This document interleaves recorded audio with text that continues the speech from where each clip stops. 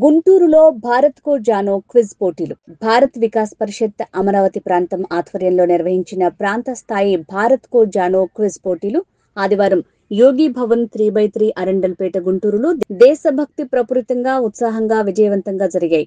శ్రీ తులసి రామచంద్ర ప్రభు గారు, శ్రీ తులసి యోగేష్ చంద్ర గారు ఆద్యంతము ఆసక్తిగా తిలకించడం గొప్ప విశేషం. కార్యక్రమానికి శ్రీ పీర్ మహమ్మద్ గుంటూరు మున్సిపల్ కార్పొరేషన్ సహా సభ్యుడు జ్యోతి ప్రజ్వలనతో శ్రీకారం చుట్టారు.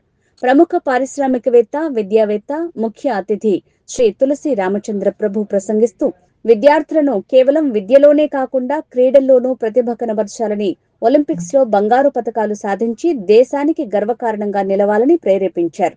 క్రీడలను కేవలం క్రికెట్ కే పరిమితం చేయకుండా ఇతర క్రీడల్లోనూ ప్రతిభ చూపాలని ఆయన సూచించారు. కార్యక్రమానికి అధ్యక్షత వహించిన శ్రీ భైరశెట్టి మల్లికార్జునరావు, అమరావతి ప్రాంత అధ్యక్షులు, గుంటూరు శాఖ కృషిని అభినందించి ఈ కార్యక్రమానికి తన చేయూతను అందించిన శ్రీ మన్నవ హనుమప్రసాద్ గారికి కృతజ్ఞతలు తెలిపారు.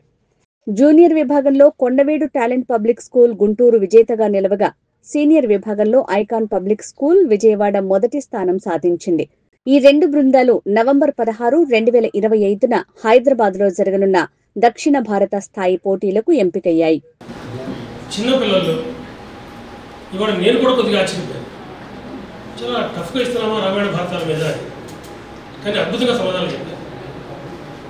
ఒక గొప్ప విషయం. అయితే ఇంకొంచెం డెప్త్లోకి వెళ్ళాలి. ఇంకొంచెం డెప్త్లోకి వెళ్ళడంలో భాగంగానే పురాణాలు, ఉపనిషత్తులు, వేదాంగాల మీద ఒక్కొక్క ప్రశ్న అడుగుతుంది. కాబట్టి నేను విద్యార్థులందరూ కూడా విజేతలు అనుమానం లేదు, ఆయన కొత్తగా పరిచయందుకు. కాబట్టి నేను ఏమంటున్నానంటే ఇంకొంచెం నాలెడ్జ్ని పెంచుకోండి. ఈ సంవత్సరం నెక్స్ట్ ఇయర్ ఉంటుంది కదా. ఈ మధ్య తెలంగాణలో గ్రూప్ 1 ఎగ్జామినేషన్ జరిగింది. అందులో ఫస్ట్ వచ్చినటువంటి అమ్మాయిని ఇంటర్వ్యూ చేస్తున్నప్పుడు ఇక్కడ వికాస్ పరిస్థితి వాళ్ళు ఎవరు లేరు. మామూలు ఇంటర్వ్యూ అమ్మాయి ఏం చెప్పిందంటే, నాకున్న ఎక్స్పీరియన్సెస్లో నేను భారత్ కో జానో కార్యక్రమం ఉందండి, వికాస్ పరిస్థితి వాళ్ళు చెప్తారు, అది క్రమం తప్పకుండా హాజరయ్యేదని చెప్పింది. అంటే 6, 7, 8, 9, 10 ఒక్కో స్టెప్ వాళ్ళు ఒకసారి ఆల్రెడీ కూడా రిప్రజెంట్ చేసింది. కాబట్టి మొత్తము స్వరూపాన్ని చూసింది అమ్మాయి. కాబట్టి అటువంటి అనేక రకాలైన క్వశ్చన్ పేపర్స్ ప్రశ్నించినటువంటి రకాలు. గత సంవత్సరం మేము భారత్ కో జానో కార్యక్రమాన్ని రీజన్ స్థాయిలో, ప్రాంత స్థాయిలో, అంటే రీజన్లు అంటే సౌత్ స్థాయిలో గుంటూరులో నిర్వహించాం. రామ్మోహన్ గారు నేను వచ్చాను క్విజ్ మాస్టర్గా. చాలా అద్భుతంగా జరిగింది. ఎక్కువగా మొత్తం కంప్యూటర్ మీద జరుగుతుంది, ల్యాప్టాప్ మీద జరుగుతుంది, స్కీమ్ జరుగుతుంది. మేము అడిగిన ప్రశ్నలు చూసారా, అవి కూడా స్కీమ్ మీద వస్తాయి. మొత్తం సౌత్ ఇండియాలో ఒక అంశం. ఇంకా వేరే సబ్జెక్ట్స్ మాకు పెరుగుతాయి, రకరకాల సబ్జెక్ట్స్ పెరుగుతాయి. కాబట్టి దానికోసం మనం సమాయత్తం అవుదాం. అలాగే ఎవరికైతే ఇప్పుడు అవకాశం రాదో వాళ్ళకి ఇంకోసారి వస్తుంది, సంవత్సరం ఇంకో సంవత్సరం వస్తుంది. కాబట్టి ఈ రకంగా మనం నిరంతర ప్రక్రియ. మీరు ఒకసారి ఒక 20 ఏళ్ళే మనకి క్విజ్ కార్యక్రమం నడుస్తుంది. అమితాబ్ బచ్చన్ గారు కౌన్ బనేగా థర్డ్ పార్టీ. చాలామంది టకటకా సమాధానాలు చెప్తున్నారు. అదే లోయర్ స్థాయిలో చిన్న చిన్న ప్రశ్నలు ఉంటాయి కదా, ఆ చిన్న చిన్న ప్రశ్నలు అడుగుతున్నప్పుడు సుభద్ర ఎవరనే ప్రశ్న ఏదో వచ్చింది. సుభద్ర ఎవరైనా ప్రశ్న వస్తే సమాధానాలు ఏవో ఉన్నాయి.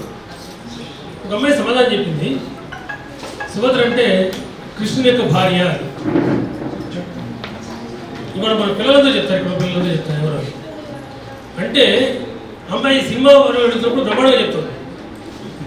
సినిమా హీరోలు ఇంకోటి లెక్కలు చెప్తారు. వాళ్ళు ఆ మొత్తం కిసికిసా నడిచింది. రామాయణ భారతాల మీద చిన్న చిన్న ప్రశ్నలు అడిగేస్తారు, సమాధానం చెప్పడం.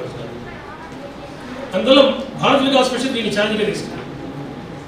మన సంస్కృతి, మన పర్యావరణము, మన వారసత్వము, మన ఇతిహాసాలు, మన పురాణాలు, మన యొక్క శైలి నిర్మాణాలు, ఇవి ప్రజల్లోకి తీసుకురావాలి, స్టూడెంట్స్ తీసుకురావాలి. ఇక్కడ పెద్దవాళ్ళందరికీ తెలుసు.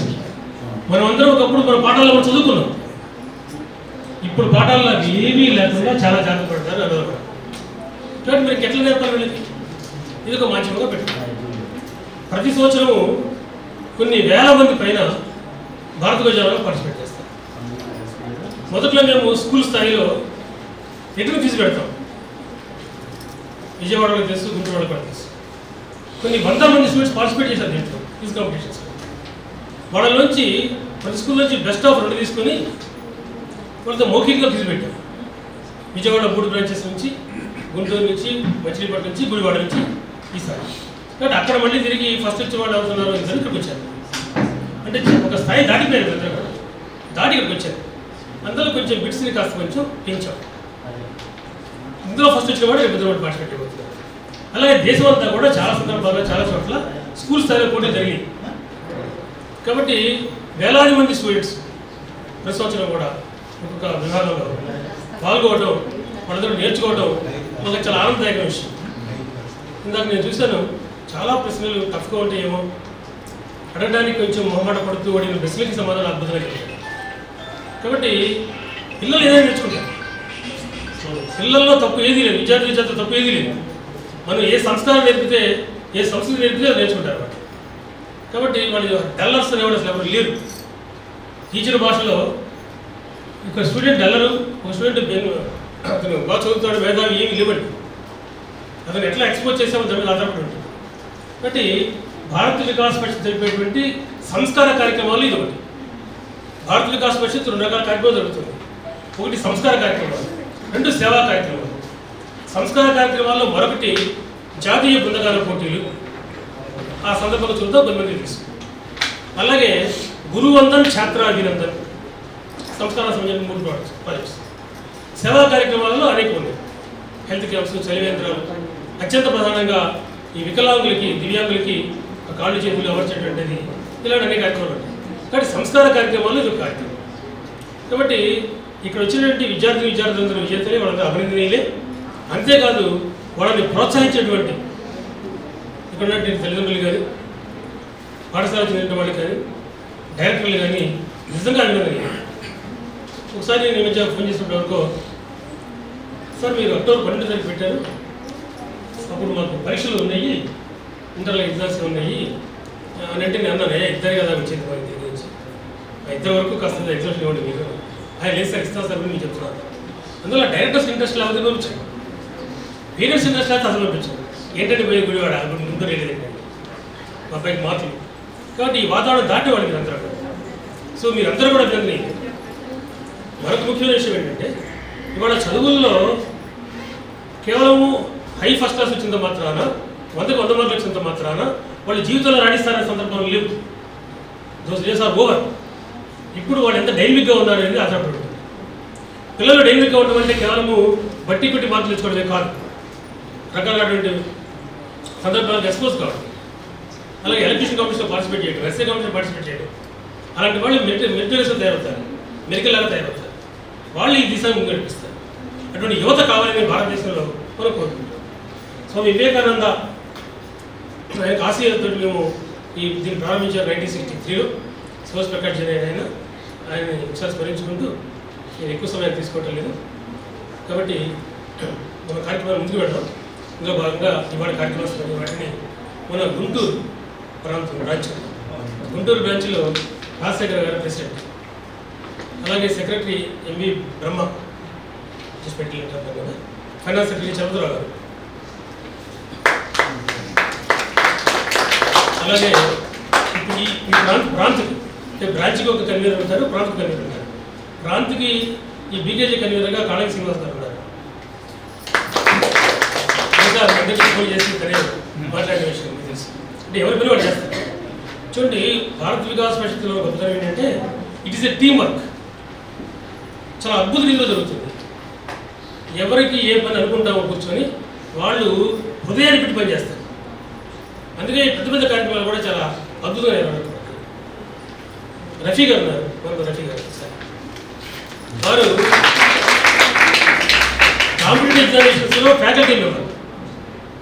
అంటే ఈ బిట్స్ అన్ని వారు తయారు చేయగలరు, నాకు ఇంట్రెస్ట్ ఉంది. వారు ఇంతకుముందు కొన్ని తయారు చేశారు.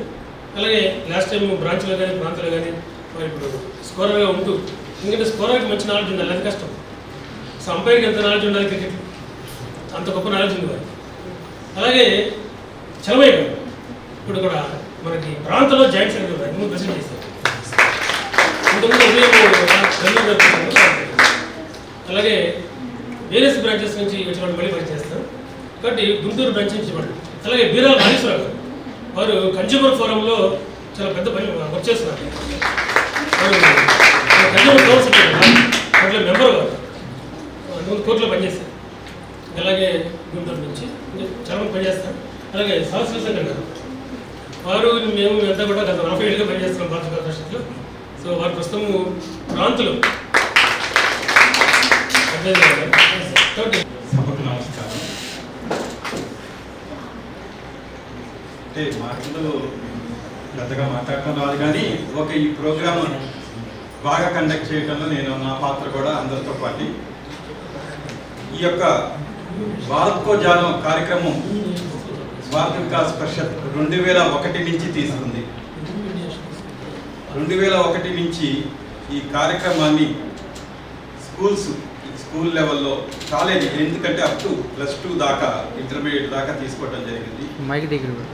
అలాగే నెక్స్ట్ ఆన్లైన్ భారత్ కో జానో కార్యక్రమం కూడా కండక్ట్ చేయడం జరుగుతూ ఉంది.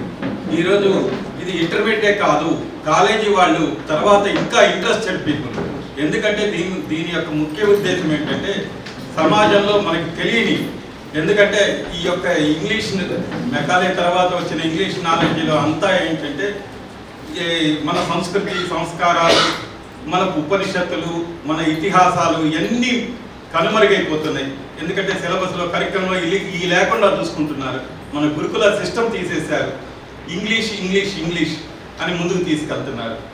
ఎప్పుడైతే వాళ్ళ ఇండైరెక్ట్గా ఏంటంటే మన సంస్కృతిని ఏదో విధంగా దెబ్బతీస్తూ ముందుకు జరిగితే ఏదో రోజు మనం చెప్పిందే వాళ్ళు వింటారు, మన దగ్గర నుంచే సంస్కృతి బిగిన్ అయింది అనుకుంటారు. ఈరోజు ఈ యొక్క పిల్లలు, కాలేజీ స్టూడెంట్స్ కానీ వీళ్ళని చూస్తే చదువు అంటేనే అమెరికా, చదువు అంటేనే బ్రిటన్, చదువు అంటేనే ఇది కాదు. వీళ్ళందరికీ చదువు నేర్పింది మన దేశం. నలంద యూనివర్సిటీ కానీ, విక్రమశిల యూనివర్సిటీ, ఈ పాత రోజుల్లో కనుక వెళ్తే అన్ని దేశాల నుంచి వచ్చి మన యొక్క యూనివర్సిటీస్లో చదువుకున్నారు.